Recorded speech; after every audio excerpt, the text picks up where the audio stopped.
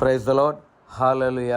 ഇന്ന് ഈ പ്രഭാതത്തിൽ 1 പത്രോസ് 2:24 തിരുവചനത്തിലൂടെ ഈശോ നമ്മോട് സംസാരിക്കുകയാണ്.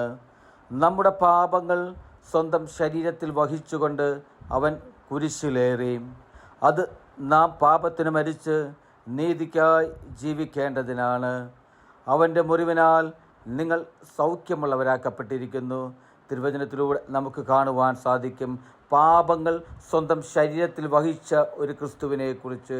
അവൻ ക്രൂശിലേറിയത് എൻ്റെയും നിങ്ങളുടെയും ജീവന് വേണ്ടി, എൻ്റെയും നിങ്ങളുടെ പാപങ്ങൾക്ക് പരിഹാരമായി, ഈ ലോകത്തിലുള്ള സകല മനുഷ്യരുടെയും രക്ഷയ്ക്കായി 3 ആണികളാൽ ക്രൂശിതനായൊരു ഈശോ അവിടെ നിന്ന് പറയുകയാണ്, നമ്മുടെ പാപത്തിൽ ഞാനും നിങ്ങളും എൻ്റെയും നിങ്ങളുടെ പാപത്തിൽ മരിച്ച് നീതിക്കായി ജീവിക്കുന്നതിന് വേണ്ടി ഈശോ ചിന്തിയ ഓരോ തുള്ളി രക്തവും എൻ്റെയും നിങ്ങളുടെയും നീതീകരണത്തിന് വേണ്ടിയായിരുന്നു. അവിടുത്തെ മുറിവിനാൽ ഞാനും നിങ്ങളും സൗഖ്യമുള്ളവരാക്കപ്പെട്ടിരിക്കുന്നു എന്ന് എൻ്റെ പൊന്നു സഹോദരരെ, ഇന്ന് ഈ വചനം കേട്ടുകൊണ്ടിരിക്കുന്ന ഏതെങ്കിലും രോഗികളായി കഴിയുന്ന വ്യക്തികളുണ്ടെങ്കിൽ ഈശോ പറയുകയാണ്, അവിടുത്തെ തിരുരക്തത്താൽ, അവിടുത്തെ മുറിവിനാൽ നിങ്ങളെ സൗഖ്യമുള്ളവരാക്കപ്പെട്ടിരിക്കുന്നുവെന്ന്. ഹല്ലേലൂയ. ആമേൻ.